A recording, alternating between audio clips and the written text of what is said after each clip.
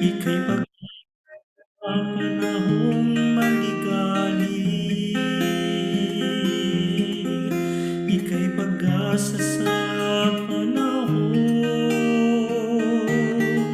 maligali.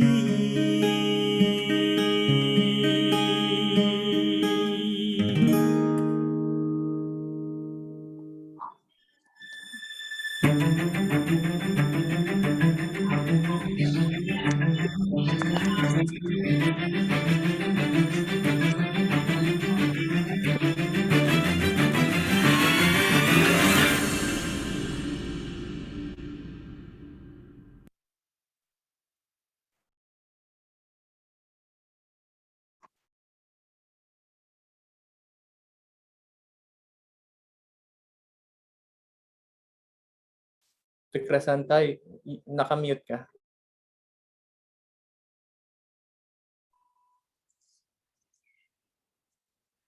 Mga kapatid, manalangin po tayo. Samahan niyo po ako sa ating panalangin. Banal at makapangyarihang Ama namin, pinupuri at pinasasalamatan ka namin sa pagkakataong ito, sapagkat kayo po ang nagbigay ng biyaya ng pagkakataong ito sa amin upang ipagpatuloy na mag-aral ng iyong mga banal na salita. Salamat po sa lahat ng biyaya at pagpapala sa pang-araw-araw. Panginoon, inilalapit po namin ang aming tagapagsalita sa oras na ito na si Pastor Diaz, na naway puspusin niyo po siya ng karunungan at kaalaman na nagmumula po sa inyo. Gamitin niyo po siya sa pagpapahayag ng iyong banal na salita. At idinudulog ko din po ang lahat ng mga tagapakinig, saan man sila dako ng mundo, naway ang banal na Espiritu ang gumabay sa bawat isa sa amin. Puspusin niyo po ang lahat ng tagapakinig ng biyaya ng pagkaintindi at pagkaunawa, na lahat po ng mga aral na mapapakinggan namin ay maisapuso at isipan namin, na ito ang magiging gabay at magiging sandata namin sa aming pang-araw-araw na pamumuhay. Panginoon, ang online evangelism seminar na ito ay kayo na po ang bahala at tumulong sa bawat isa sa amin. Bigyan niyo po kami ng matiwasay na kapaligiran at magandang internet connection, at sawayin niyo po ang lahat ng mga sagabal na maaring maging hadlang sa aming mga pag-aaral. Patawarin din niyo po kami, Panginoon, sa aming mga pagkukulang at pagkakasala, para karapat-dapat po kaming tumanggap sa iyong pagpapala. Ito po ang aming pinapanalangin sa matamis na ngalan ni Jesus. Amen. Amen. Amen.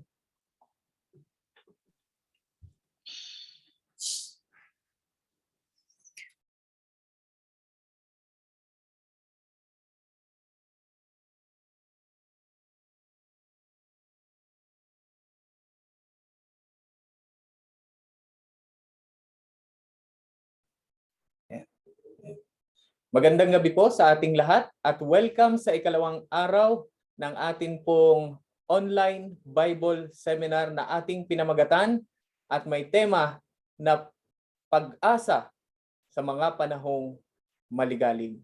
It is my privilege tonight to welcome each and every one of you sa atin pong mga nanonood sa YouTube Live, sa Facebook Live, at of course sa mga kasama natin ngayong gabi dito sa ating pong Zoom meeting. Ang ating pong pag-aaral ngayong gabi ay talagang tayo pagpapalain ng Panginoon sapagkat tayo may napakagandang topic na may pamagat na The Great Metallic Man. At akin pong bago ko banggitin ang mga kapatid natin na mangunguna sa atin po ngayong gabi, ay nais kong banggitin ang ilan sa mga pangalan na naririto na itala ng atin pong mga attendance committee, mga nandito ngayon na mga kaibigan natin, nakasama din natin kagabi. Ano po? Ayan. So, napaka buti ng Panginoon sapagkat tayo kagabi ay may nasa kulang-kulang o mahigit na 200 mga kapatid at kaibigang sumusubaybay. Ano po? Sa ating Zoom, sa ating pong YouTube channel, sa ating pong Facebook Live, sa Jesus is Coming Again Ministry YouTube channel ay halos umabot tayo ng kulang-kulang o mahigit 200 na sumubaybay at nakinig sa atin kagabi. Sister Sherlyn Joy ay narito, Ann Kirchner, Gina Gonzalez. Ayan. So dahil po yung iba ay hindi natin, maaaring yung iba ay hindi namin mababanggit ng yung tunay na pangalan sapagkat ang pangalan nila sa Zoom ay iba sa kanilang tunay na pangalan. Ano po?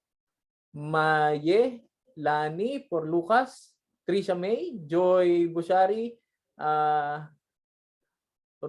Robert Ferrer, Katrina, Adelaida, Eileen, of course si Pastor Cesar, Eileen Quiros, AJ Reyes, Akingro Alexandra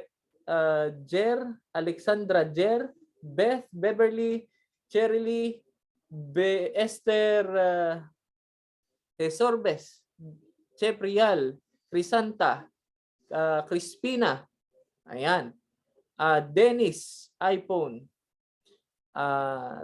Gina Ramat, marami tayong Gina, ano po, Hazel, June, Jonalyn, Joy, Julien, Cres, Leia, Lee, Merlin, Marnel, Maritel, Mila, Mirna, Maya, Nika, Novi, Perla, Pressure, Regina, Precious, Ruth, Sherlyn, ayan.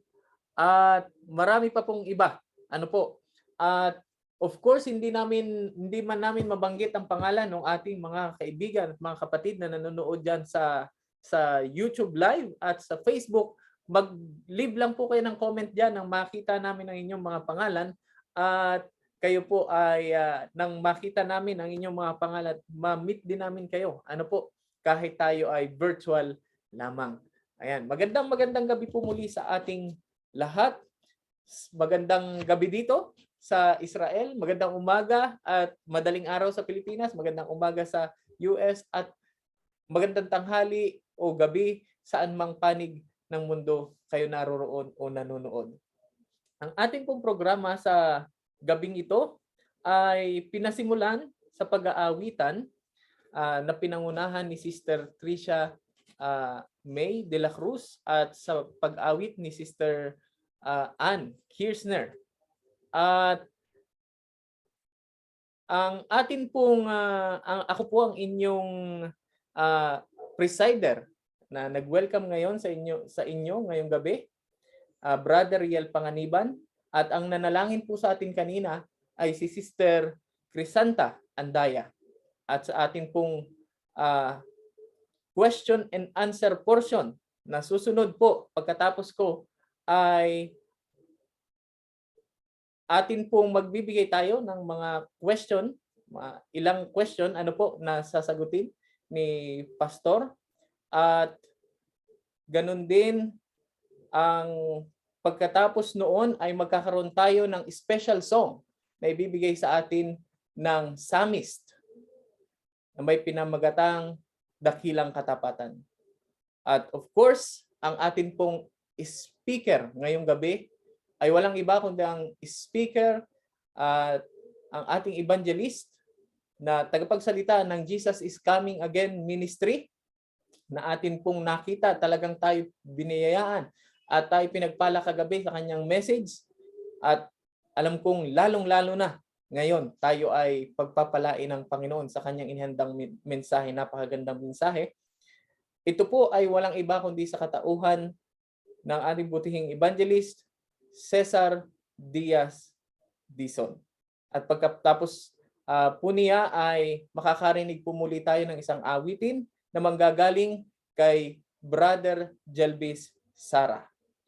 At pagkatapos po noon ay magkakaroon tayo ng closing prayer at ito po ay ibibigay sa atin ng atin pong speaker, si Evangelist Cesar Diaz Dizon. Mga kapatid, atin pong muling kayong inaanyayahan mga kapatid na kayo po ay mag-send ng inyong mga katanungan. Ano po? Ini-encourage namin kayo na mag-send kayo ng mga katanungan ninyo sa atin pong Zoom. Sa atin pong Zoom account, pwede din po kayong mag-leave ng inyong comment sa atin pong comment section. Ano po? At ganun din sa YouTube, sa Facebook Live, pwede po kayo doon magtanong sapagkat may mga kapatid tayo doon na nakabantay at sila ay nagsusulat ng inyong mga katanungan at maaaring yun ay mapili upang sa susunod na araw o bukas ay ating isasama sa atin pong question and answer portion. Ano po? At ganun din, inaanyayahan namin kayo kung kayo po ay nagnanais na makasama sa isang grupo ng pag-aaral online, ay inyo lamang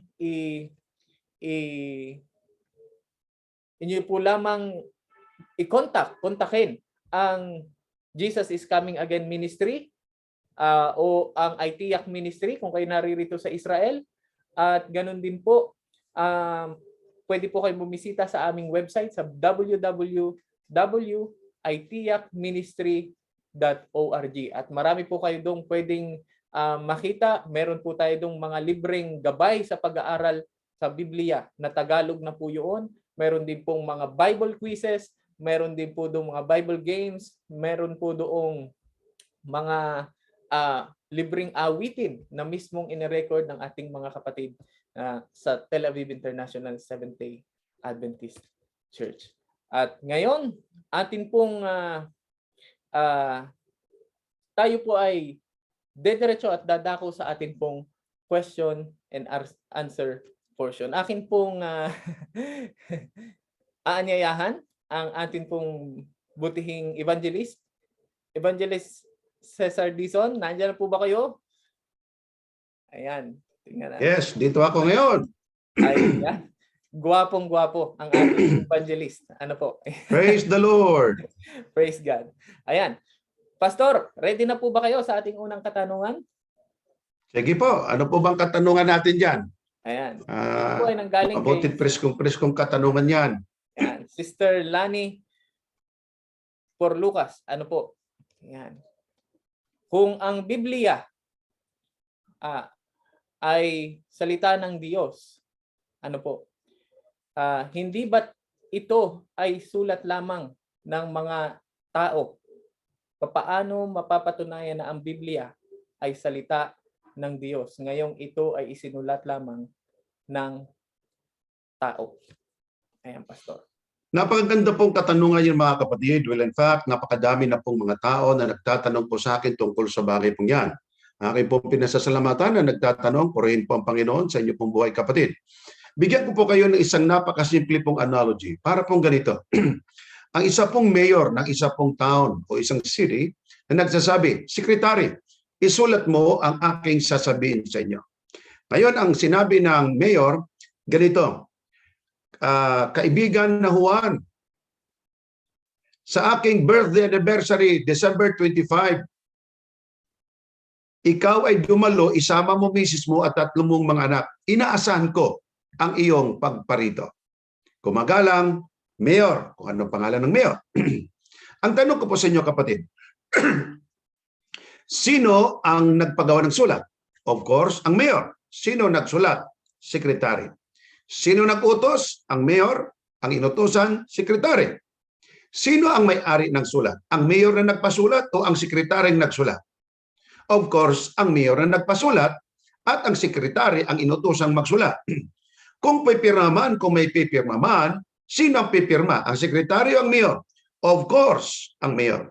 Ngayon, ang tanong, kung tatanggapin ito ni kapatid na Juan, tanong, sulat ito ni mayor o sulat ito ng sekretary ni mayor? Ang sagot, sulat ni mayor.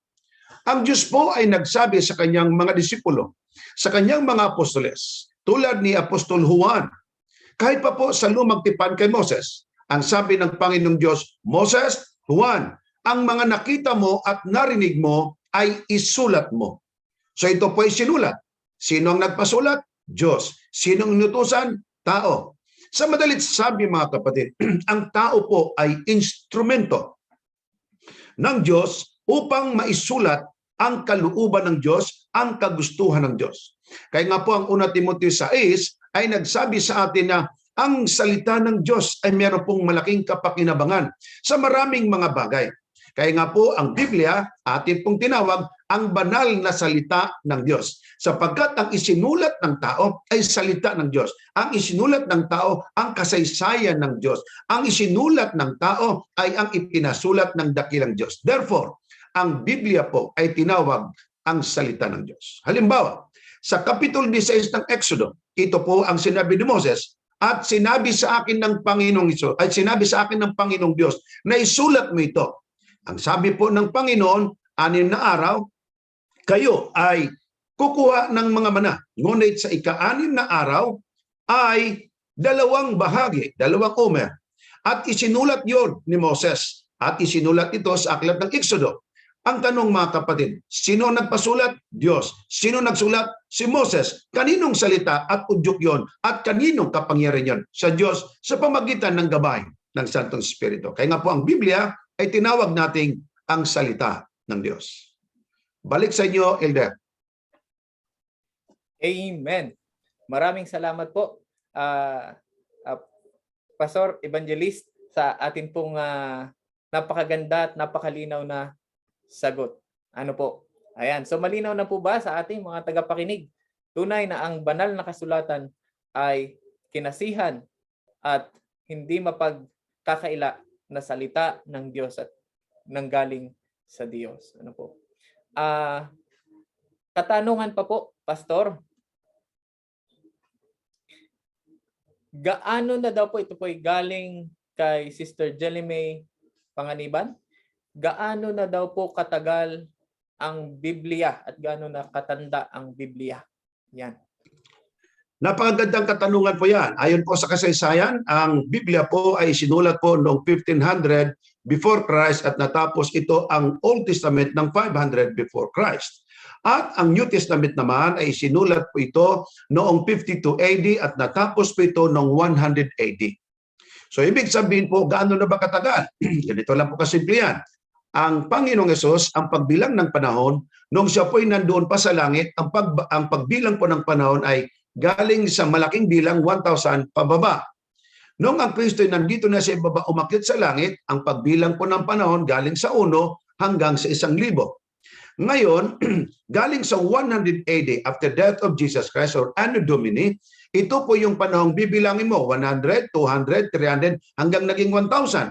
Hanggang umabot sa ating kapanahonan. So ang tanong po, gaano na po ba katagal ang Biblia? Napakatagal na po mga kapatid ang Biblia. Ito po ayon sa maraming pag-aaral, may gitna 3,000 mga taon o 4,000 mga taon at ang kasaysayan nito ay hindi lang po 3,000, 4,000, 5,000 kundi panahon pa at umpisa pa ng tinatawag nating chapter 1 at chapter 2, paglalang ng ating dakilang Diyos. So, gaano na po ba katanda ang Biblia?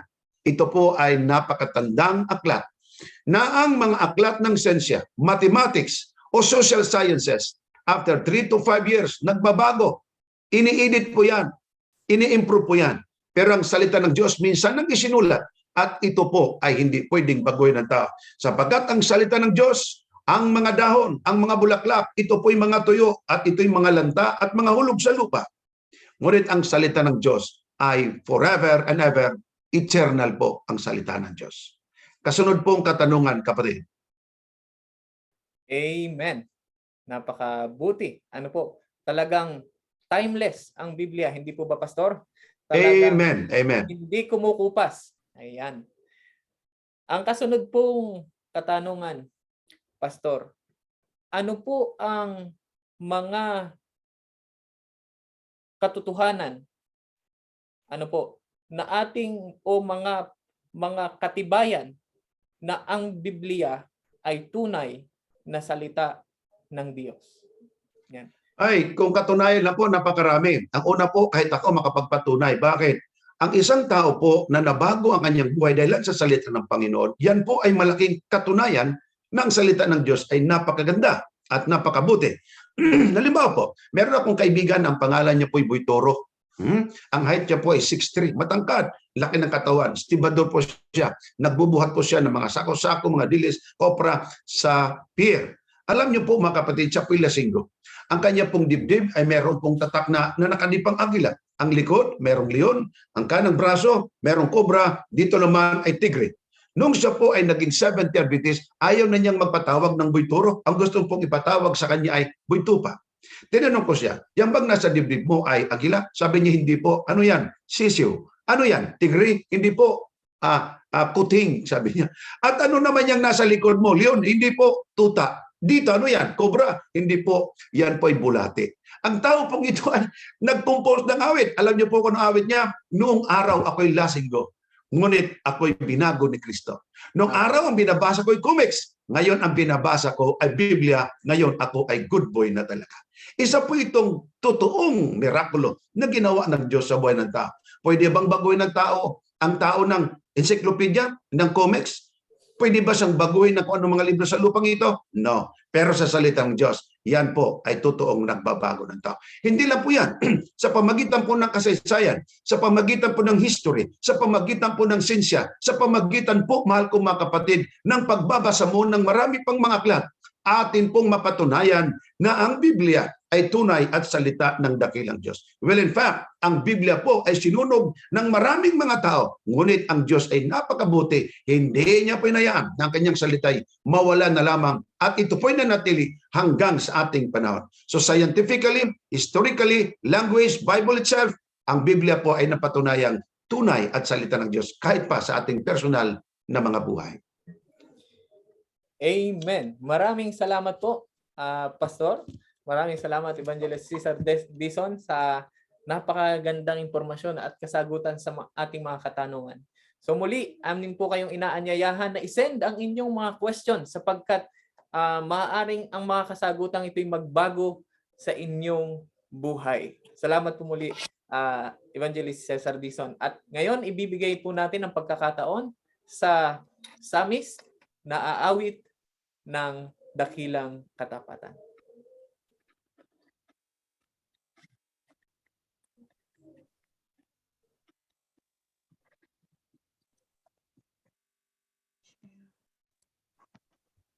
Okay. Play.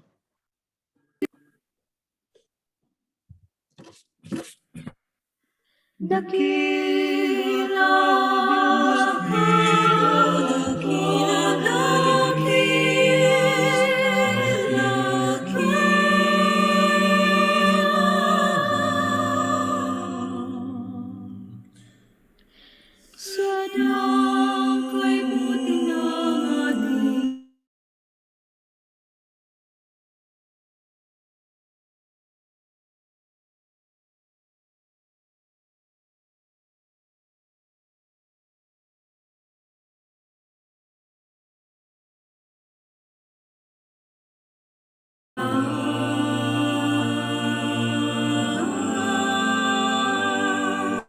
katulad ng pagsinag ng lindung araw, patuloy siyang nagbibigay ng law.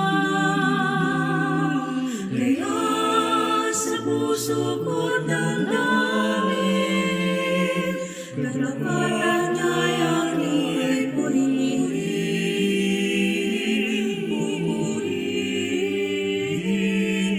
Dakila ka, O Diyos, tapat ka ng tunay, magmula pa sa ugat ng aming lahi. Dakilang tayo lang ang awasan, dakilang maging hanggang wakas nitong buhay.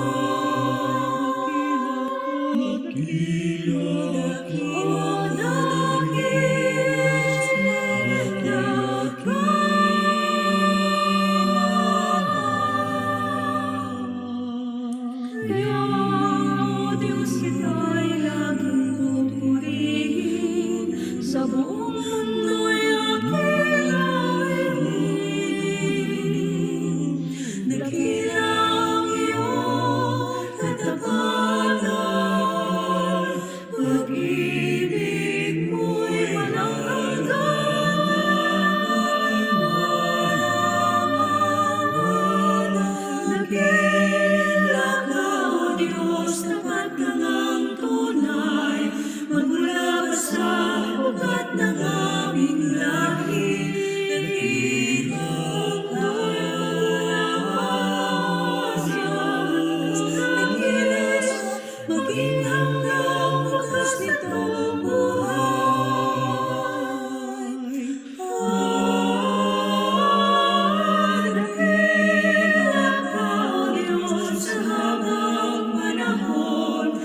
Tapatan mo'y matibay na sandigan sa bawat ngiti na ukay may naroon. Tuloy ng pag-asa kung kailangan hinahon. Pag-ibig mo'y alay sa amin noon hanggang ngayon.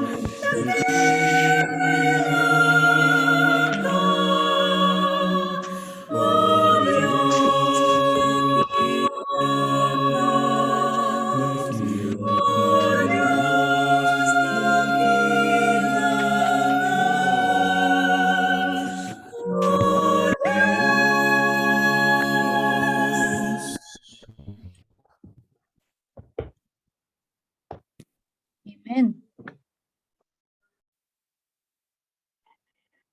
Amen. Amen. Amen, amen.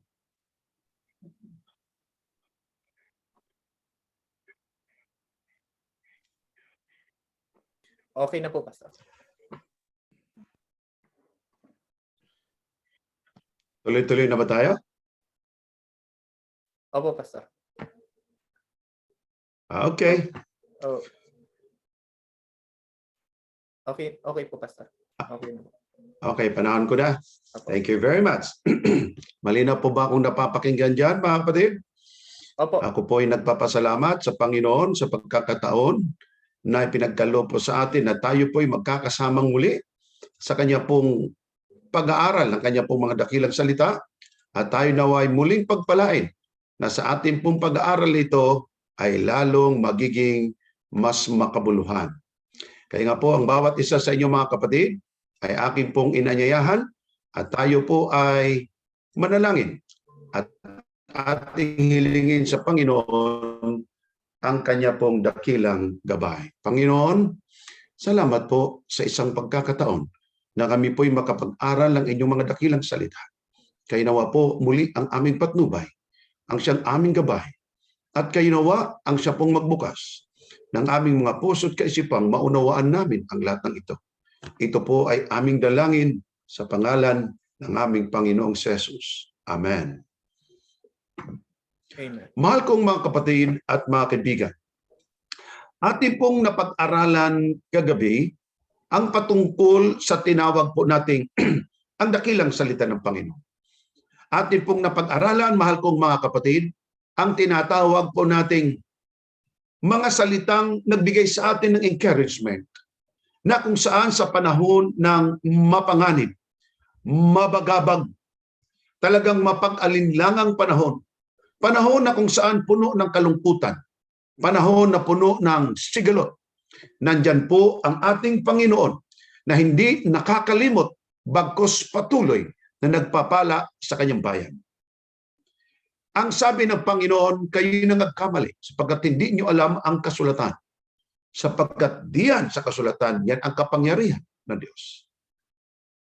Ating pong pag-aralan, patuloy mga kapatid, ang salita ng Panginoon. At ang ating pong topiko ngayon, ang ating pong next topic is the great metallic man in the Bible prophecy.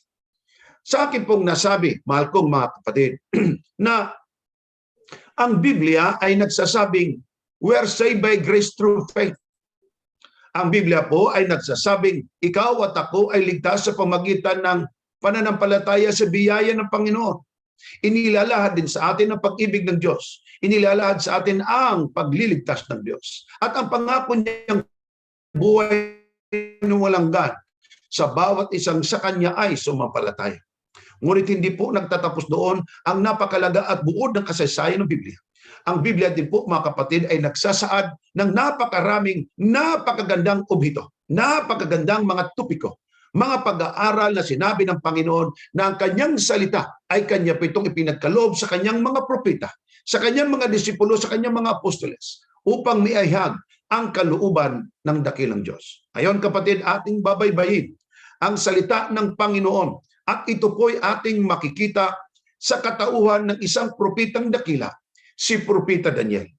Isang panahon noon, mahal kong mga kapatid, meron pong salita ang Panginoong Jesus at ang sabi niya sa Matthew 24, talatang 15, Sabi niya, spoken of by Daniel the prophet. However, reads, let him understand.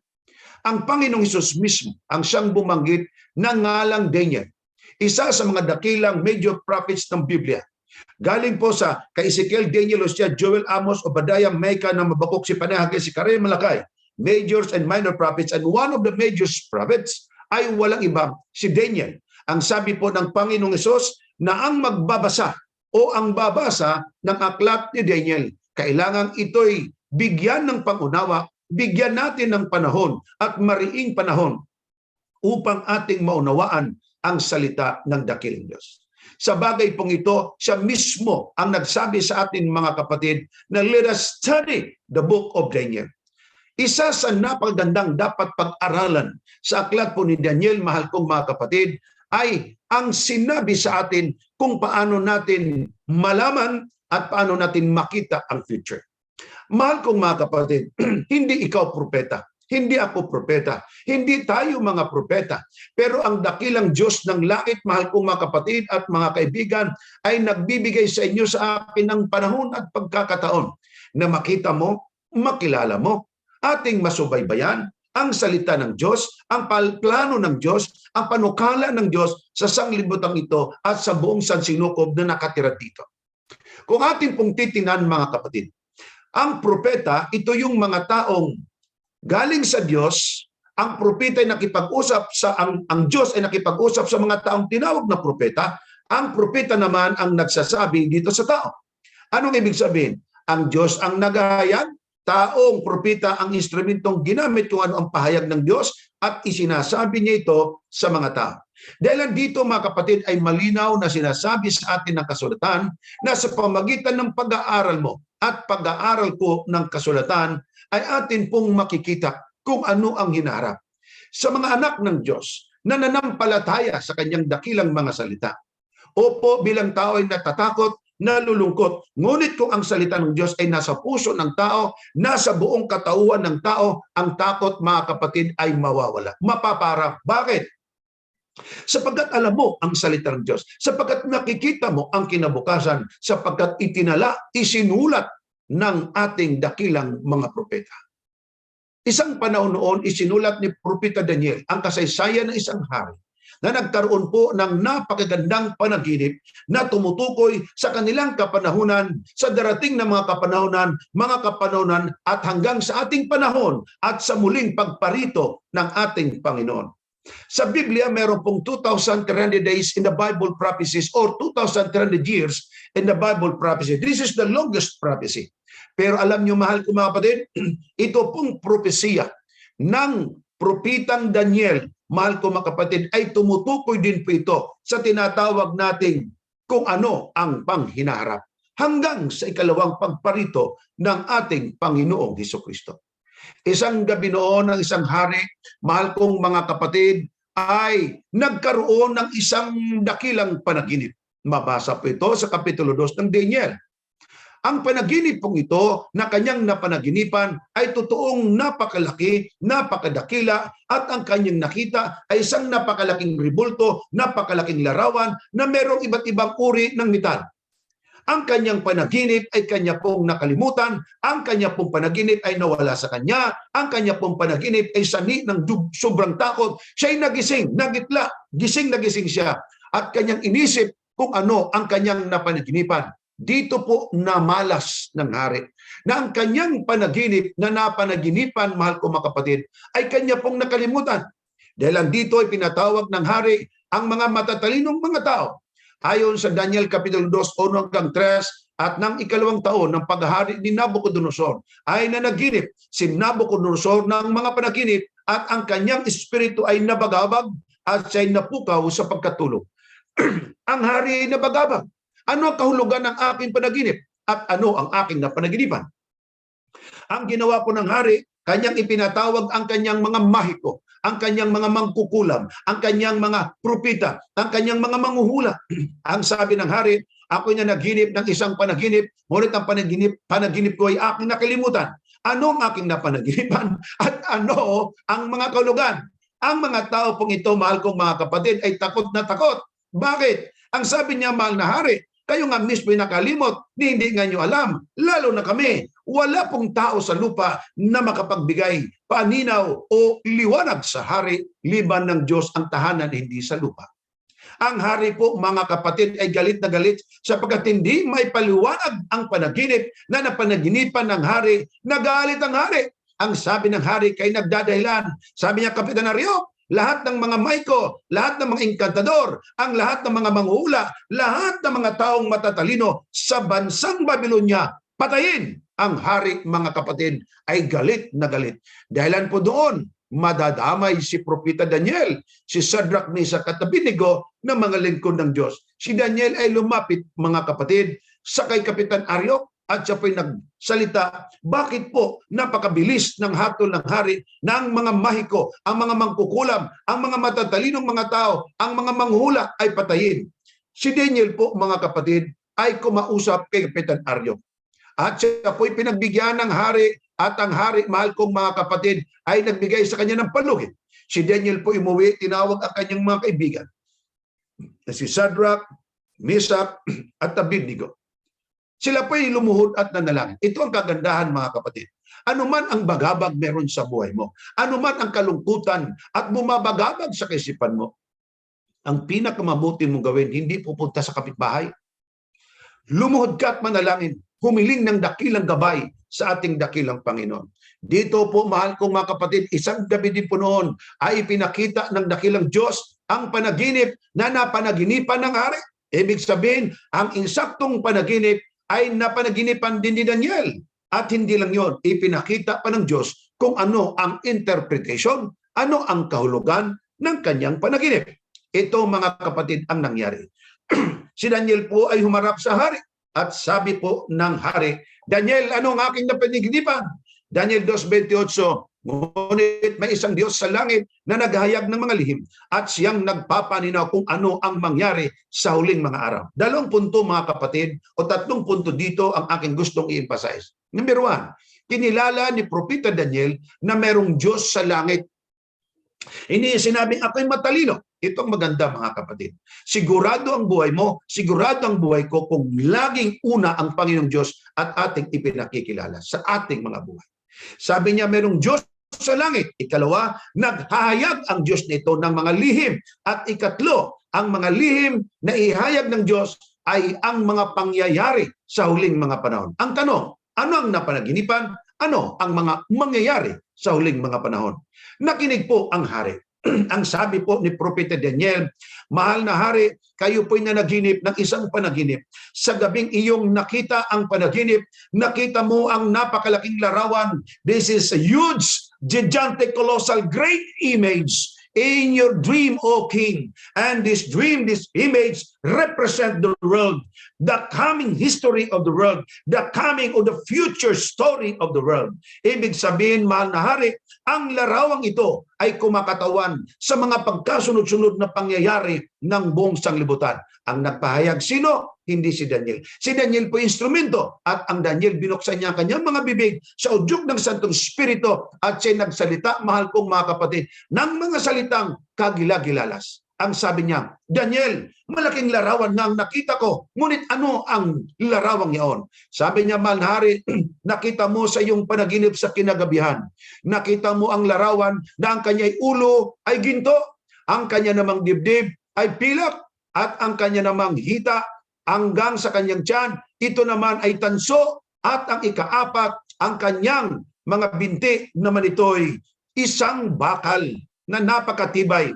At nakita mo, mahal na hari, ang dalawa niyang mga paa na may 10 mga daliri, ito ay siyang ika-5 iyong nakita na kung saan mayroong isang napakalaking bato galing sa isang napakalaking bundok na natibag at ito'y lumipad na walang kamay na may hawak. At nakita mo, mahal na hari, tinamaan ang larawan. Ito'y nagkabahabahagi, nagkaguhay-guhay. At sinabi po ng hari, totoo ang iyong sinabi, O Daniel. At ang buong larawang ito ay pinadpad ng hangin, pagdakay dakong hindi na po nasumpungan.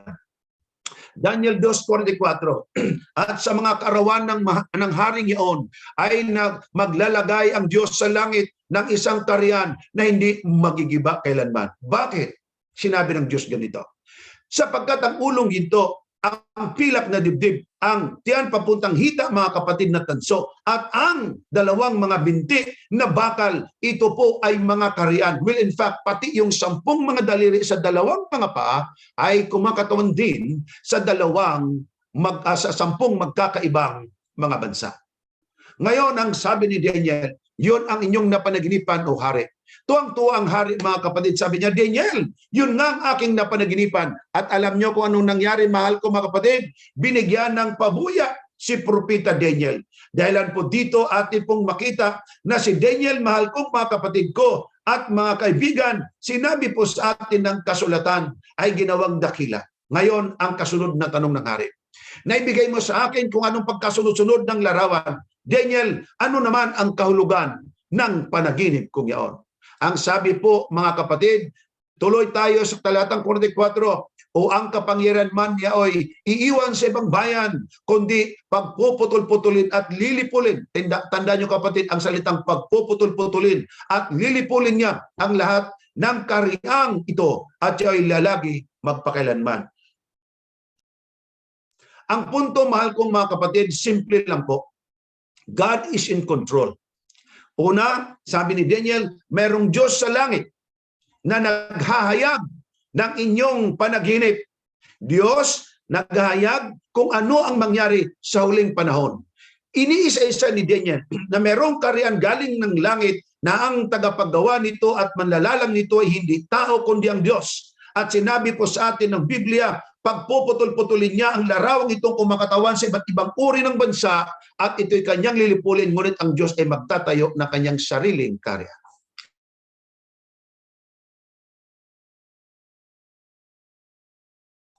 Ang sabi po, mga kapatid, ng Biblia, sinabi po sa atin na ito po ay mangyari ayon sa sinabi ng dakilang Panginoon. Iniisa-isa po niya ito, mga kapatid, na kanya pong itong pagpuputol-putulin, lilipulin ang mga bansang kumakatawan sa napakalaking larawan. Dahilan po dito, sinabi po sa atin ng kasulatan, mahal kong mga kapatid, Daniel 2, talatang 36, this is the dream.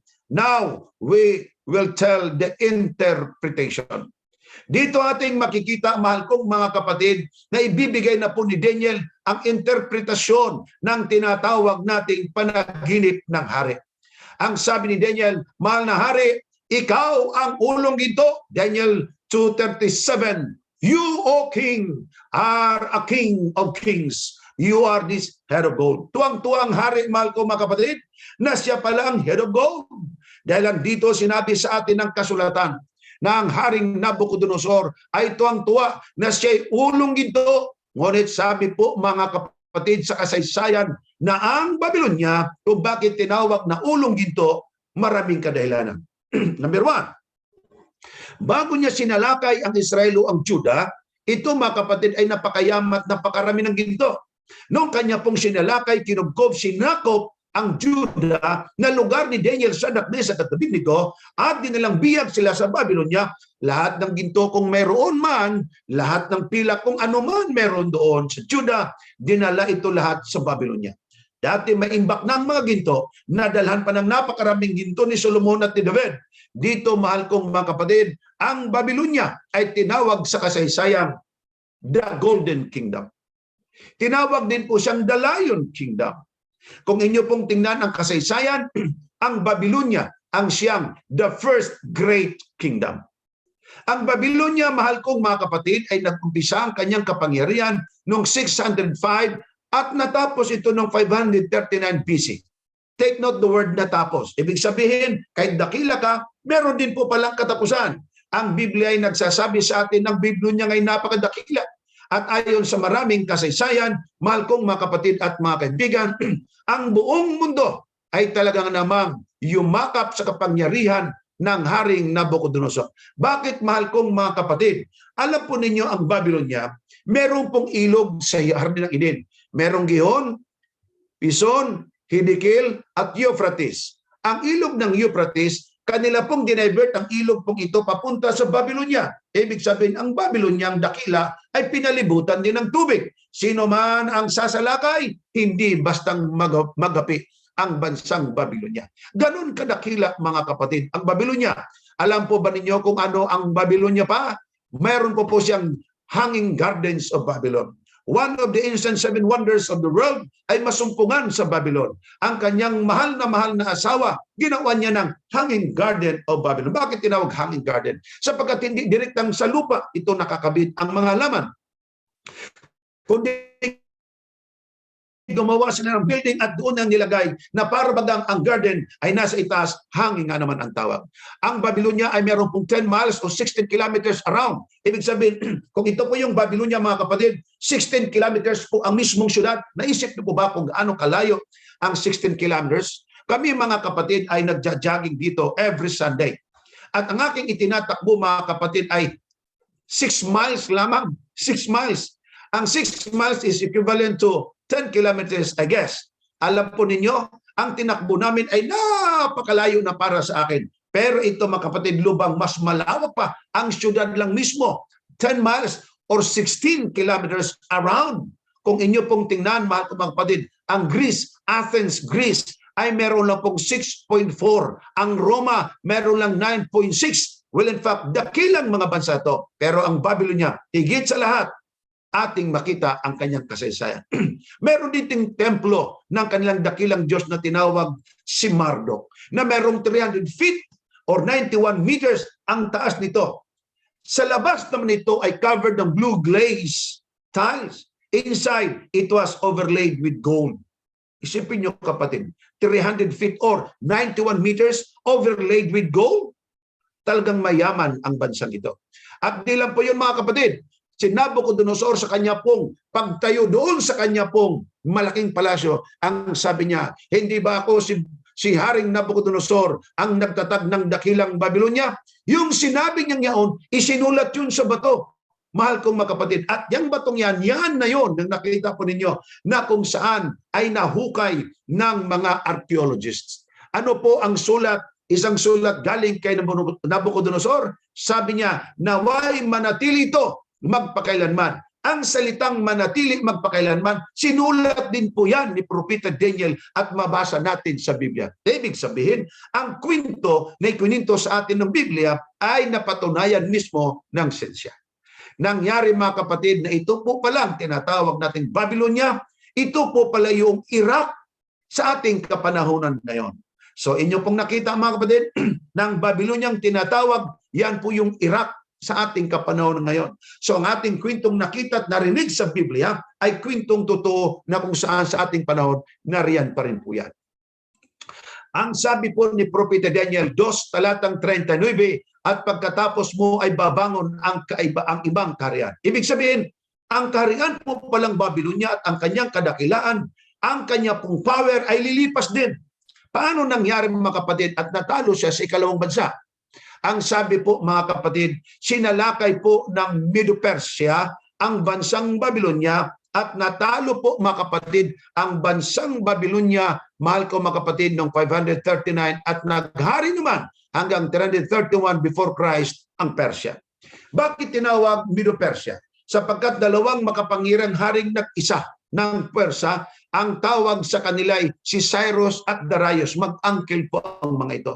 Ang nangyari, mahal kong mga kapatid at mga kaibigan, ang ginawa po nitong tinatawag nating Medo-Persia, isang gabi noon ay sinalakay nila ang Babylonia, ang ilog Euphrates na nagdadala ng tubig na hindi bastang masalakay. Ang ginawa nila, dinivert nila. Sali papunta dito, pinapapunta nila dito. Sa gabi pong yaon mga kapatid ay ang mga sundalo naglasingan, ang mga matatalinong mga tao at mga dakilang tao ay talagang sila'y naglasingan, nag-inuman sa loob ng maraming araw. Ang nangyari mga kapatid, isang panahon noon, itong ikalawang kaharian na kung saan mahal kong mga kapatid ay kumakatawan sa Medo-Persia o the Persian Empire, ang nangyari mahal kong mga kapatid ay napakadakila talaga.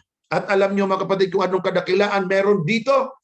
Ito nga pong mga ginto, mahal kong mga kapatid at iba pa, ay nasa templo ng Jerusalem. At alam po ninyo ang nangyari, lahat ng mga kupa, lahat ng mga kutsara, tinidor at kagamitang ginto na meron po galing sa Huda na ninakaw ng Babylonia, natalo ng Medo-Persia ang Babylonia. Ang ginawa nila isang gabi sa panahon ni King Artaxerxes o ni King Belshazzar. Sila po'y nag-inuman, mga kapatid. Anong ginawa nila? Ang ginamit nilang mga kupa, mga tapayan, ay mga gintong galing sa templo ng Diyos. Hindi ito ginawa ni Haring Nabucodonosor, pero ginawa ito, mga kapatid, ng haring ito. Isang panahon habang ang hari ay nagkatuwaan kasama ng kanyang mga dakilang mga tao, nakita nila, mga kapatid, sa isang dingding ang sulat kamay na hindi nila nakikita kung sino nagsulat, ngunit may kamay na nagsusulat sa dingding. At ang isinulat sa dingding sa nag-uupap mapoy na kamay ay walang ibang isinulat, mini tekel aparsin. Ano po ang ibig sabihin nito? Si Daniel ay dumating at ipinaliwanag ang panaginip sa hari. Ang sabi niya, mahal na hari, ang kahulugan ng mini ay binilang ng Diyos ang iyong kariyan at winakasan. At alam niyo ang kailang wakas, mga kapatid, hindi bukas, sunod na araw, sa gabi din pong yaon. Ang ibig sabihin ng mini, winakasan ng Diyos ang bansang Persia. At dito ating makita, mga kapatid, o Babylonia, I would say. Then, tikel, ikaw ay tinimbang sa timbangan at ikay nasumpungang kulang. Mahal kong mga kapatid, ang meaning ng aparsin o Peres, ang iyong kariyan ay hinati at ibinigay sa mga taga-Media at Persia. Sa panahon din pong yun, mahal kong mga kapatid, ay sinalakay ang bansang Babylonia. Hindi na po si Nabucodonosor ito, ha. Ang kanya na po itong bali apo niya. Nangyari sinalakay, mga kapatid, sa gabi din pong yun at nagapi. At ang karian na ito ay sinakop ni Cyrus. Ayon sa sinabi ng Biblia, Isaiah 45 verse 1, at ganito ang sabi ng Panginoon sa kanyang pinahirang langis, kay Zero na ang kanang kamay ay aking hinawakan upang magpasuko ng mga bansa sa harap niya. Sa gabi din yun, mahal ko mga kapatid, sinalakay ang Babylonia, nagapi at natalo ang Babylonia, mahal ko mga kapatid. Doon po sa tinatawag nating kanal, kanilang dinivert ang tinatawag nating tubig at pumasok ang mga sundalo ni Cyrus at nagapi. Saan mabasa ang kasaysayan ito? Ang mga diggers, ang mga archaeologists, mahal ko mga kapatid at mga kaibigan, kanila pong nasumpungan ang tinatawag na Cyrus Cylinder o Cylinder of Cyrus. Meron pong Cylinder of Nabonidus. Ang ibig sabihin, mga kapatid, ito po ay bilog na parang banga. Doon po isinulat, mga kapatid, ang kasaysayan. At alam po ninyo nung nangyari, nasumpungan ito. At totoo at tama ang sinabi ng Biblia. Dito ating makita, sabi ni Daniel 2, talatang 39, at ang ibang ikatlong karian na tanso na magpupuno sa buong lupa. So, mayroong Babylonia, natalong ng Medo-Persia, ang siyang ikalawa, at may ikatlo na maghahari sa buong sanglibutan. Sino ito, mga kapatid? Ito na po ang ikatlo. Mabasa ito sa Daniel chapter 2 at Daniel chapter 5. Nang ikatlong karian na naghahari sa buong sanglibutan ay walang iba kundi ang Grisya. Ang hari nito, mga kapatid, walang iba kundi si Haring Alexander the Great. Siya po, mga kapatid, ay anak ni King Philip II ng Macedonia. Ang dakilang Alexander, mahal ko mga kapatid, ang siyang nagapi sa buong mundo. Ang taong ito, sa edad na napakabata, 33, sinakop niya ang buong sanglibutan. Noong 331 hanggang 368, nagiging makapangyarihang hari ang bansang, o si Alexander the Great, ang bansang Grisya. Si Alexander the Great, mga kapatid, ay may apat na mga general. Seleucus, Lysimachus, Ptolemy at Cassander. Cassander, Seleucus, Lysimachus at Ptolemy. Ang apat pong ito ng kanyang mga four great generals ang siyang kanyang kaagapay upang magapi ang karian ng tinatawag nating Medo-Persia. Ang ikatlong karian, mahal ko mga kapatid, na pinag-arian ng isang kabataan na si Alexander the Great, na siya pong naghari sa buong sanglibutan, pinalitan naman sa ikaapat na kaharian. At ang ikaapat na kaharian ay magiging matibay na parang bakal. Palibasay, ang bakal ay nakakadurog o nakadudurog at nakapagpapasuko ng lahat ng bagay. Ang ginto, kapatid, ay malambot lang yan, pure gold. Pero natalo po yan, mga kapatid, ng tinatawag natin pilak. Ang pilak ay natalo po ng tanso. Ngunit ang tanso, pilak at ginto ay nadurog. Ibig sabihin, pinasuko, natalo ng ikaapat na siyang bakal. Ang bakal na ito, mga kapatid, ayon sa kasaysayan, ito po ay ang bansang Roma. Dito po natin makita na sa panahon ito, nandyan na po yung mga Cesar. Narinig niyo po ba yung Augusto Cesar? Tiberius Cesar? Narinig niyo po ba, mga kapatid, yung tinatawag nating mga Cesar ng Roma?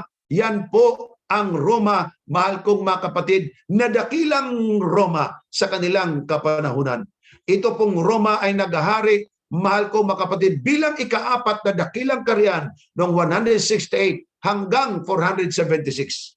Sa panahon pong ito, buhay na po ang ating Panginoong Jesucristo. Naipanganak na po siya. Ang Roma ay sumalakay, mahal kong mga kapatid, sa maraming bansa at sila po ay naging makapangyarihan sa lahat. Dito ating makita na ang Panginoong Jesucristo ay ipinanganak na ni Birheng Maria. Dahil po dito siya'y lumaki hanggang siya nagministeryo, hanggang ipinako sa krus, at ang nagpako sa krus, mga kapatid, ay mga sundalong mga Romano. Dito ating makita na sa unang kaharian, ikalawa, ikatlo, sa pang-apat na kaharian, ang Panginoong Kristo ay dumating. Dito, mahal kong mga kapatid at mga kaibigan, ating makita, ayon sa kasaysayan, na sinulat po ni Gibbons, Decline and Fall of the Roman Empire. Ang mga larawan ng ginto, tingnan niyo mga kapatid, itong taong ito, secular writer to. Pero ang sinabi niya, nasa Biblia, ang mga larawan ng ginto, ng pilak o ng tanso na maaring kumatawan sa mga bansa at ng kanilang mga hari ay sunod-sunod na binasag ng kahariang bakal ng Roma. Kapatid, ito pong Gibbons Decline and Fall of the Roman Empire, ito po'y kasaysayan ng Roma. Pero alam niyo kapatid, kung ano ang sinabi, mga kaibigan ko, sa Biblia ay binanggit din po niya ang ginto, pilak, tanso, ngunit ang ika-4 na bansa na siyang bakal ay siyang Roma, dumurog sa mga tatlong unang mga kaharian. O purihin ng dakilang Diyos, ang kanyang salita ay hindi po nagkulang. Sinabi po sa atin ng kasulatan, mahal ko mga kapatid, na ang Roma ay naging makapangyarihan. Ito po mga kapatid ang Mediterranean Sea. Itong kulay pulang ito, yan ang sinakop ng Roma noong araw. Alam niyo po ang Babylonia, napakalit lang. Ang Medo-Persia, napakalit lang. Ang Grecia, pero ang Roma, mga kapatid, halos ito po ay kanyang sinakop na ang maraming kaharian sa kanyang kapanahunan. Dahilan po dito, mahal ko mga kapatid, ang tinatawag nating Roma ay nabasag. Ang Babylonia, sinalakay. Ang Medo-Persia, sinalakay. Ang Grecia, sinalakay. Ang Roma, nabasag, hindi sa pamagitang sinalakay siya, kundi di nagkaunawaan, hindi nagkaisa. Ang isang magandang imperyo ng Roma ay nabahagi sa 10. Ito ang mapa, mga kapatid, ng tinatawag nating Western Europe, na sakop o sinasakupan ng Western Empire ng Roma. Alam po niyo kung anong nangyari, mga kapatid? Ito po'y nagkabasag-basag. Dati ay isa lamang. Ngunit nung sila po'y nagkahiwalay, meron na po yung bansang France, Lombards, Heruli, Ostrogoths, Burgundians, Alemanni, Visigoths, Suevi, Vandals. Ang mga ito ay lumang pangalan sa mga bansang dati isa lamang. Ngayon mga kapatid, ang nangyari, nagkabahabahagi sa 10 na siya namang kumatawan sa 10 mga daliri ng napakalaking larawan. Dito ating makita tulad nito ang number 1 ay France. Ito po yung France. Alemanni, Visigoths, Suevi, Anglo-Saxon, Lombards, Burgundians, Ostrogoths, Heruli, then Vandals. Dito ating makita ang mga 10 mabalasik na tribo na siyang kumakatawan sa 10 mga daliri ng napakalaking larawan. Ang mga pangalan po nila ngayon mga kapatid, ang Alemanni, ito yung Germany. Ang Burgundians, ito yung Swiss. Ang Franks, ito yung France. Itong Lombards, ito yung Italy. Ang Saxon, ito yung England. Ang Suevi, ito yung Portuguese. Ang Visigoths, ito yung Spain. Ito yung Heruli, Vandalo at Ostrogodo na wala na po ito sa kasaysayan mga kapatid. Pero 10 po yan sila na kumakatawan sa 10 divided kingdoms of Western Europe. Dahil dito, ang sinabi ng Panginoon, una ay ulo ginto, kasunod ay ito po'y pilak, ang kasunod ay tanso, sunod bakal, dalawang mga pa na may mga 10 daliri ay kumakatawan sa 10 mga daliri, mga kapatid, ng napakalaking larawan na nakita ni Haring Nabucodonosor, ipinaliwanag ni Propeta Daniel sa kapangyarihan at pagpapahayag ng dakilang Diyos. Dito ating makita na sinabi ng Daniel 2:41, at yamang iyong nakita na ang mga paa at ang mga daliri, ang isang bahagi ay putik na luto na magpapalyok at isang bahagi ay bakal, ay magiging kariang ati. Ibig sabihin, ito pala yung mga iba't ibang klaseng karihan, pero magkahati-hati. Yun pong dati isang imperyo lamang, nagkahati-hati sila. Iba't ibang lahi, iba't ibang lugar. Ito'y dati isa, ngunit kariang manghati. Bakit? Hinulaan ng Biblia, nakita na ng Biblia, na sa di magkaunawaan, magkahati-hati. Nangyari, mahal kong mga kapatid at mga kaibigan, sinabi ng Daniel 2:41, so this will be a divided kingdom. Ito ay magiging magkababahaging mga bansa. Siyang kumakatawan sa 10 mga daliri, sa 2 mga pa, pinaghalong putik at bakal. Dito ating makita, kapatid, na sinubukan nilang pag-isahin ang mga bansa ng Europa. Kahit ngayon, meron tinatawag tayong European currency, na ang kanila pong tinatawag nating pera ay magamit sa iba't iba na membro ng tinatawag nating European currency. Kung kayo po'y pupunta sa Denmark, mga kapatid, nandoon po ang Frederiksborg Castle. Doon sa castle na yan, makikita nyo sa loob ang napakaraming mga picture, napakaraming mga painting, napakaraming mga ipinintang mga larawan, tulad halimbawa, kapatid, na ito ay ang babae na anak ng isang karian at ang lalaki na anak ng isang karian. Kanila pitong pinagtagpo at ikinasal. Ano ang punto? Parang peace offering. Anong punto, mga kapatid? Parang bansang ito at ang bansang ito ay hindi na mag-aaway. Sila ay gustong magkaisa. Pero ang sabi po ng Biblia, dahilan ito'y mga mabalasik na mga bansa, mga magugulong mga bansa. Sinabi po sa atin ng kasulatan, nangyari't naganap ang gusto nilang pag-iisa, pero nakita na ng Panginoon, sinabi niya ay ito'y magiging divided kingdom, hindi sila magkaunawaan. Doon din po sa loob, mga kapatid, isang haring si Frederick ay pinakasal kay Diana, reyna ng isang bansa. Dito ating makikita ang tinatawag na intermarriage of the royal family. Meron din po tayong tinatawag na League of Nations, Liga de las Naciones. Meron tayong tinatawag, mga kapatid, na United Nations, just like United States of America. Pero meron pa rin pong hinwaan sa bawat isa. Ito'y pagsisikap ng taong pag-isahin. Ngunit hindi nangyari at naganap. Tulad, mga kapatid, Daniel 2:43, ngunit hindi sila mga kakalakipan. Ibig sabihin, hindi talaga sila magkakasundo. Gaya ng bakal na hindi lumalakip sa putik. Ang Biblia, mga kapatid, nagsasabi sa ating gusto nilang sikapin na pag-isahin ang buong mundo. Ngunit hindi mangyari at maganap sapagkat ang mga tao ay sadyang masasama ang kutob ng puso. Si Adolfo Hitler, si Karl Wilhelm, si Napoleon Bonaparte, at iba pang mga karian, mga kapatid nila ni Andros IV at iba pa, ay gusto nilang pag-isahin ang buong mundo. Ngunit sila po yung mga bigo. Ang mga taong ito ay lumipas at mga patay na. Ang sanglibutan ay nananatili pa rin, ngunit hindi pa rin po nagkakaisa. Inyo pong pansinin, magkalapit lang naman sana ang Russia at ang Ukraine. Sila po'y nagigerahan. Ilang buwan na po ba? 2 buwan na? 3 buwan na? Mahigit na 100 mga araw na sila po ay nagigirahan. Kailan ito matatapos? Kapatid, tandaan ninyo, kahit anong sikap pa ng tao na pag-isahin ng buong mundo, palibasay ang haka ng puso ng tayo masama, mangyarit maganap ang kasamaan, hindi talaga magkakaisa. Daniel 2:34, you watch while a stone was cut out without hands. Ang bato pong ito ay naputol at ito'y lumilipad at tinamaan ang 2 mga paang may 10 mga daliri ng napakalaking larawan. At sinabi po ng Daniel 2:44, at sa mga karawan na mga haring yaon ay maglalagay ang Diyos sa langit ng isang karian na hindi magigiba. Ang Babyloniang ginto, nagiba. Ang pilak, mga kapatid, na siyang Medo-Persia, nagiba. Ang tanso na siyang Gresya, nagiba. Ang Roma na siyang bakal ay nagiba. Ang 10 mga daliri na may 10 mga bansang kinakatawanan ay mga wala. Ngunit, mahal kong mga kapatid at mga kaibigan, ang Diyos ng langit, ito pong aking binabantayan. Ito pong aking idinadalangin na mangyarit maganap na. Nang sabi po ng Biblia, mahal kong mga kapatid at mga kaibigan, na hindi magigiba sapagkat ang magtatayo nito at magtatanyag ng ito'y ang Diyos sa langit. Sinabi po sa atin ng talatang 44, at ang panaginip ay tunay at ang pagkapapaaninaw niya ay tapat.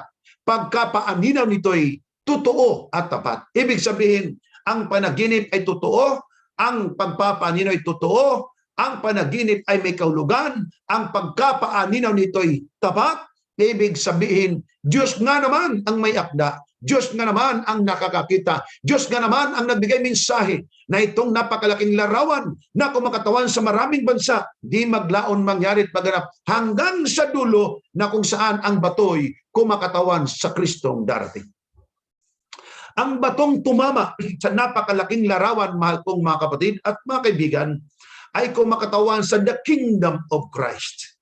Kumakatawan ito sa kaharian ni Kristo. Ito'y kumakatawan sa ikalawang pagparito ni Kristo. Ang napakalaking bato na kumakatawan sa the coming Christ, mahal kong mga kapatid, ang siya pong dudurog sa dalawang mga paang may 10 mga daliri, sa buong hitan nito, sa tanso, sa bakal, hanggang sa ginto, na itong lahat na ito'y magkagway-guway at merong hangin galing silangan pagdakay hipan sa dakong di na masumpungan. Ang Biblia, declare by His own glory and by the power of God said, Christ, He will come again, and God, our God, will establish His own kingdom, that the builders is not the hands of man, but God, He Himself will declare, this is my kingdom. God is the rebuilder or the builder of the kingdom. Ang tanong, mabasa ba sa Biblia ng batong ito si Kristo? Ayon po kay Apostol Pablo, sa 1 Corinto 10:4, itong pagkasabi, ang lahat ay nagsiinom ng isang inumin ding ayon sa Espiritu. Sapagkat nagsiinom sa batong ayon sa Espiritu na sumunod sa kanila. At ang batong yaon ay si Kristo. Dito ating makita, mga kapatid. Isipin niyo po ang pagkalahad ni Apostol Pablo. Ang batong ito ay sumusunod. Sinong kanilang tinutukoy? Doon pa po mismo, kapatid, sa lumang tipan, naalala niyo po yung bato na kung saan pinalo ni Moses at lumabas ang tubig. Ang bato pong ito ay kumakatawan kay Kristo, na ang ibig sabihin, mga kapatid, hindi nilulubayan. Talagang patuloy inalagaan, patuloy na pinagpapala, patuloy na iniingatan ang bayan ng Diyos hanggang sa bagong tipan, na ang batong ito'y pinikilala ni Apostol Pablo ng isang Kristo at siyang batong darating na magiging isang dakilang kaharian, na ang magtatayo ay ang dakilang Diyos, hindi gawa ng kamay ng tao, bagkus ang Diyos ng langit ang siyang magtatanyag nito. Kapatid, ang batong itong tumama sa napakalaking larawan ay ang the second coming of our Lord Jesus Christ. Ang batong ito ay kumakatawan sa the kingdom of Christ. Ang batong ito ay kumakatawan ng katapusan ng kasaysayan ng tao sa lupa. Ang napakalaking larawan, again mga kapatid, ay kumakatawan ito sa mga bansa na ating makikita sa ating kapanahonan ngayon. Nangyari ito noon, nangyari sa panahon ng Babylonia, nangyari sa panahon ng Medo-Persia, nangyari sa panahon ng Gresya, nangyari sa panahon ng Roma. Ang ikalimang yugto ay sa dalawang mga pang may 10 mga daliri na siyang ating presenting panahon ngayon. Ang kasunod nitong ating presenting panahon ay ang bato na ikalawang pagparito ni Kristo. Kapatid, pagbubulay-bulayan natin.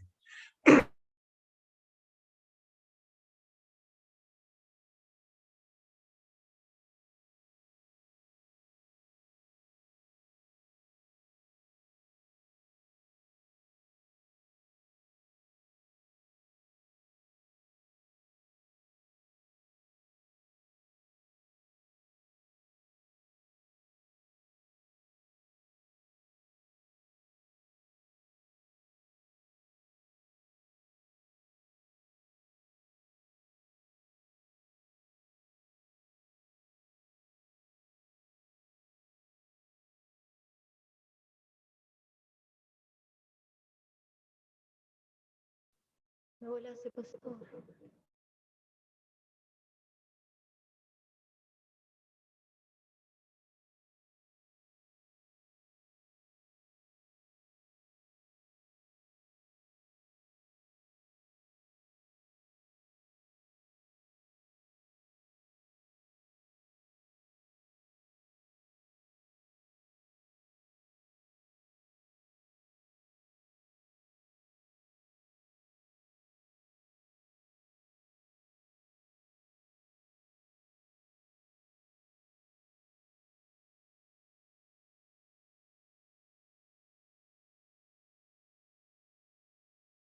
Pasensya kayo mga kapatid, naputol po yata. Okay, naputol po yata ang ating signal. Sorry. Naririnig po ba ninyo ako? Opo. Opo, Yes, Pastor. po. Oh, naputol tayo. Sorry. Itutuloy natin mga kapatid. Okay? Tingnan natin kung ito ba ay atin pang makikita. Ano bang nangyari at naputol tayo? Ayan, nakikita na po ba ninyo? Yes po. Yes, Pastor. Okay, thank you very much. Naputol tayo mga kapatid. At dito tayo banda. Mahal ko mga kapatid, mga kaibigan. Akin na pong nasabi sa inyo na wala na po tayo sa ulong ginto na kumakatawan sa Babylonia. Wala na po tayo dito sa dibdib na may dalawang mga bisig na kumakatawan sa Medo-Persia. Wala na po tayo dito sa tanso na kumakatawan sa bansang Grisya. Wala na rin po tayo sa bakal, tapos na po yan, siya pong bansang Roma. Ang kasaysayan ng Babylonia, lipas na. Ang kasaysayan ng Persia, lipas na. Ang kasaysayan ng Grisya ay lipas na, tapos na. Ang kasaysayan ng Roma ay tapos na rin.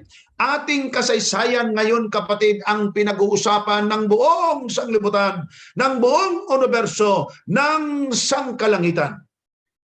At pagkatapos ng dalawang mga paa na may 10 mga daliri sa napakalaking larawan, tatama ang isang malaking bato na kumakatawan sa ikalawang pagparito ng dakilang Hesukristo.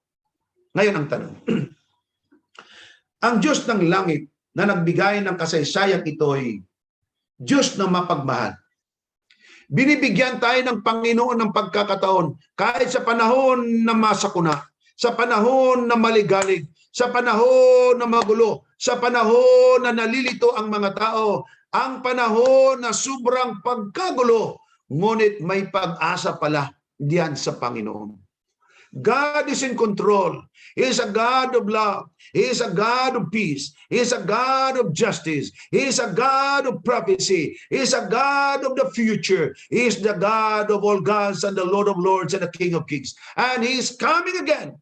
Tandaan natin mga kapatid, ang Babylonia lipas na, Persia, Grisya at Roma. Nandito na lang po tayo, mahal kong mga kapatid at mga kaibigan, sa 10 mga daliri sa 2 mga paa. Ang kasunod ay ang kaharian ng Panginoong Kristo. Si Kristo, mahal kong mga kapatid, ay darating. At ang 2 mga paa na may 10 mga daliri ay kasaysayan mo at kasaysayan ko ngayon. Kasaysayan natin sa presenteng panahon, year 2022, June 6. 6 na po ba tayo ngayon mga kapatid? 7. Alam po ninyo anong sabi ng Biblia? Ang Kristo ay muling darating. Kung meron bang great image, the great gigantic colossal image that has been mentioned of Daniel chapter 2, yet there is great coming of Christ, the great coming of the Messiah, the great coming of our Lord Jesus Christ. He is the builder, He is the cornerstone, He is our Lord, He is our God, He is Jehovah, He is the Yud-Heh-Wah-Heh, He is the Jehovah Jireh, He is the provider, He is your Lord, your King, your kind, loving Savior, and yet He is your intimate friend. And He said, I will come again. What a blessed day. What a blessed hope that will be. Brethren, sa panahon ng maligalig, sa panahon na magulo ang mundo, tandaan ninyo, tandaan ko, may Kristong darating, may Kristong babalik na siyang nangako. Tandaan din po natin mga kapatid at mga kaibigan na kung may guluman meron dito sa lupa, ang Diyos ay nangako ng langit na bayan. Ang tanong po ay ganito. Sinasampalatayanan mo ba ang salita ng Diyos? Nananalig ka ba sa salita ng Diyos? Iyo bang inuunawa ang salita ng Diyos? Tinatanggap mo ba ito ng buong puso mo? Kapatid, kaibigan, ganito po yan. Kahit gaano ka kapangit, gaano ka kahirap, gaano ka kayaman, gaano ka kagwapo, gaano ka kaganda sa balat ng lupa at tulad ng mga bansa ay lilipas lang po yan. Isang bagay lang ang hindi lilipas. Lahat ng nanampalataya sa Panginoong Kristo, lahat ng nananalig sa ating Panginoong Kristo, ang sabi po sa atin ng Biblia ay muling paparituhin ng ating Panginoon. At siya darating at di magtatagal, di magluluwan. Siya darating at siya ay tiyak at muling darating. Sa panahon ng maligalig, ang Panginoon na riyan. Salamat po sa ating pong crusade na ginagawang ito, na meron pong timang ang pag-asa sa mga panahong maligalig. sa panahong delikado, sa panahong magulo, sa panahong masakuna, sa panahong puno ng sigalot, there is a solution. And that is in Jesus. Ako kapatid, sabi ni iba, ikaw pastor, buti ka, parang walang problema. Kapatid, tandaan ninyo, walang tao sa balat ng lupa, walang problema. Kahit nga ang Diyos na mong problema, paano iligtas ang tao? Bakit ang tao ayaw talaga? Pero hindi yan pinoproblema ng Diyos, mga kapatid, kung ating tingnan. Bakit po? Sapagkat ang choice ay nasa inyong kamay at nasa aking kamay. Gawain ng Diyos ay pagliligtas. Ang ating gawain ay ang pagtugon sa kaligtasan ng pinagkaloob ng Diyos. Ang atin pong pag-usapan, mga kapatid, bukas ng gabi, walang iba. When do other planet visit the planet Earth? Ating pag-uusapan dito, mahal kong mga kapatid, ang glorious coming of our Lord Jesus Christ and the signs of His coming. Let us join together our hands to praise the Lord, to join our hands, clasp it together to His grace and mercy. We will see continually the plans of heaven. Ang Diyos po ng langit, mga kapatid, ang magpala sa inyo, sa akin, sa ating lahat. Kung kayo po'y pinagpala ng salita ng Panginoon, kung kayo po'y pinagpala ng kanyang dakilang pag-ibig ngayon, pwede po ba kayo mag-message, mga kapatid, sa atin pong Jesus is Coming in Ministry, sa atin pong Facebook account, sa atin pong YouTube account, sa atin pong mga kapatiran diyan po sa Israel, at sa mga kapatiran nating nanonood sa atin pong ngayong Zoom Ministry.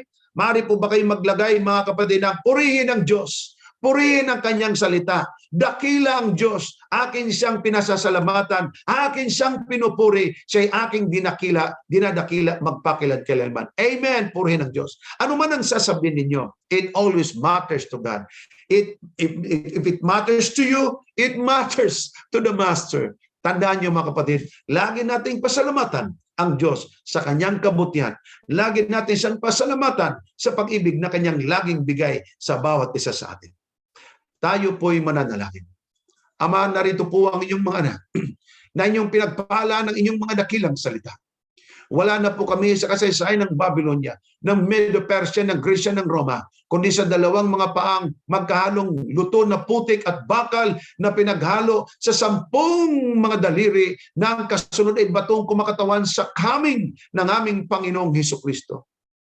Amang aming dalang, na kami po ay kanyang masumpungan. Kami po, Panginoon, kanyang makita na nagtatapat tuy-tuy na. Sa inyo po kami ay nananalig ng aming pananampalatay, laging magtutumibay, manghawakan sa inyong salita, laging sumampalataya, laging nagpapasakop, laging sa inyo'y nananalig. Salamat po, Diyos, sa lahat ng ito. Ang aming pong hiling at dalangin na patuloy nawa ninyong pagpalain ang bawat isa sa amin. Ito po ay aming pinasasalamatan, kalakip ng pagpapatawad sa aming mga pagkakamaling kasalanan, aming hiling sa pangalan ng aming Panginoong Jesus. Amen. Amen. Amen. Maraming salamat, mga kapatid at mga kaibigan, sa inyo pong patuloy na pagsubaybay sa ating pag-asa sa panahong maligalig. Ako po inyong kapatid kay Kristo, Evangelist Cesar Diaz Jr., nagpapasalamat. God bless you. See you tomorrow night. Mag-prepare po kayo ng inyong mga katanungan. God bless. Amen. Thank you, Pastor. Amen. God po, bless. Pastor. Amen. Amen. Thank you Amen. po, Pastor. Amen. Kabuti ng Diyos. Hallelujah. To God.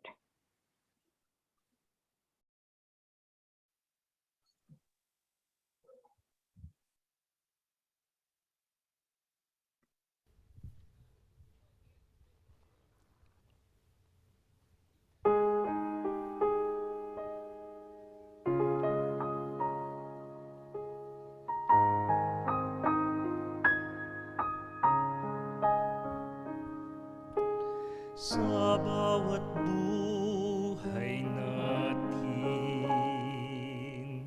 ang Diyos ay mayroong layunin. Mahirap man sa landasin, ngunit siya'y tapat pa rin. Ang karunungan ng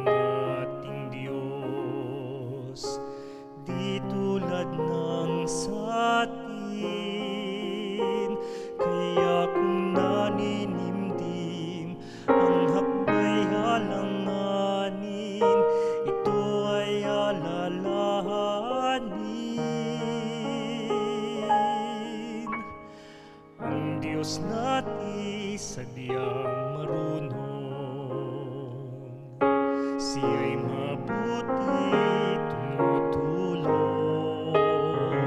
Kundi maunawaan kanyang kalooban, puso niya'y pagtiwalaan. Hawak niya ang bukas, ang salita niya'y di kukupas.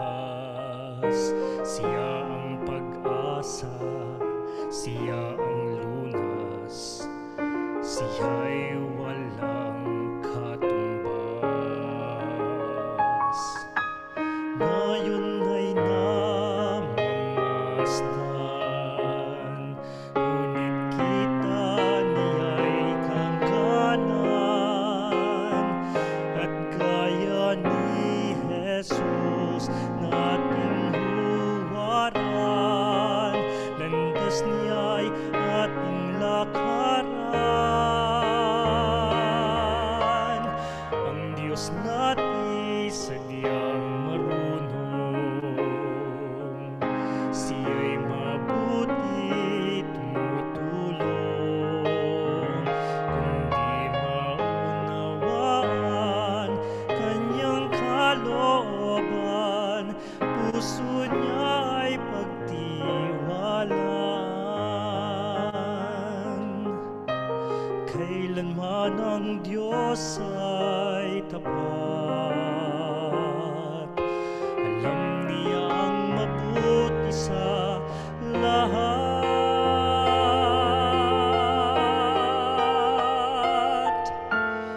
Ang Diyos natin sadyang marunong, siya'y mabuti, tumutulong. Kundi maunawaan kanyang kalooban, puso niya'y pagtiwalaan. Kundi maunawaan kanyang kalooban, puso niya'y pagtiwalaan.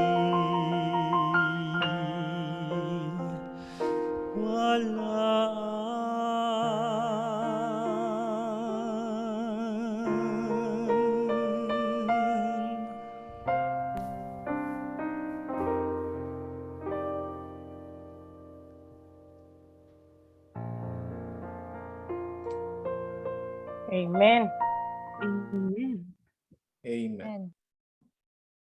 Tayo po'y mananalangin. Dakila po naming Diyos na nasa langit, salamat po sa inyong mga dakilang salita.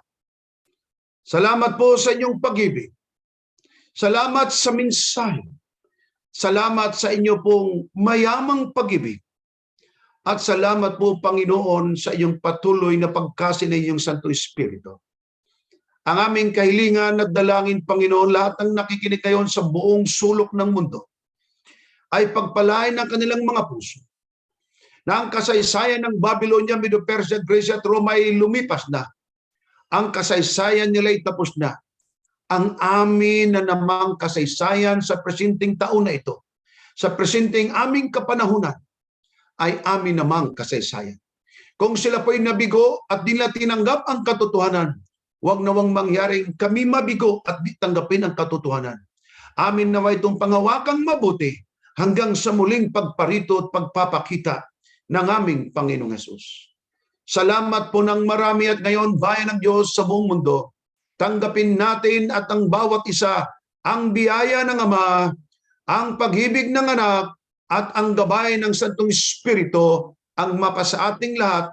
Ito'y aming dalangin sa pangalan ng aming Panginoong Hesus. Amen. Amen. Amen. Amen. Amen. Praise the Lord. Amen. Marami pong salamat. God bless us all. Amen. Thank you. Amen. Bless. Amen. Amen. Maraming salamat po, Pastor, sa inyong napakagandang mensahe. Amen.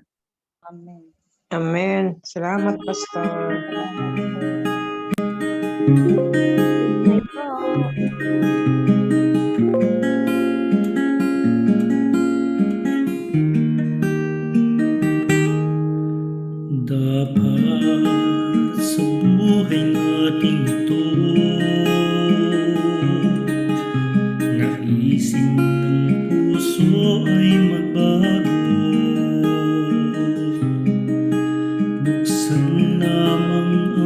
salamat po sa ating mga kaibigan, mga kapatid na nag-join sa atin ngayon. Tayo po ay buhay natin ay gagalak at tayo po ay pinagpala na naman ngayong gabi. Purihin ang Panginoon. At bukas, amin po kayong muling iniimbitahan sa ating ikatlong gabi ng ating online Bible Seminar. Ang pag-asa sa panahong maligalig. Ang ating pong topic bukas ay may kinalaman sa pagdating ng ating Panginoon Jesus. May pamagat na when other planet visit the earth. When other planet visit the earth. So, ito po ay napakagandang topic at tayo ay muling pagpapalain ng Panginoon bukas ng gabi. Kaya nga po, sabi ay mas mabuti pang na-miss niya yung ngayon kaysa bukas. Ano po? So, paganda ng paganda ang ating mga topic. Kaya po tayo ay muling magsama-sama bukas ng gabi. At mga kapatid at mga kaibigan, kung kayo po ay may mga katanungan, inyo po i-contact lamang ang ITIAC Ministry and Jesus is Coming Again Ministry.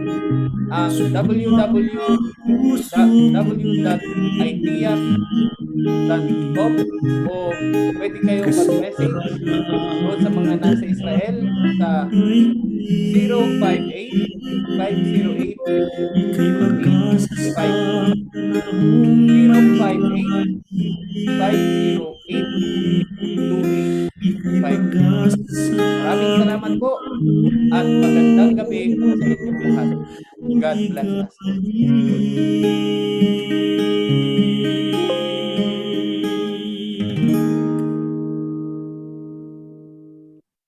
Amen.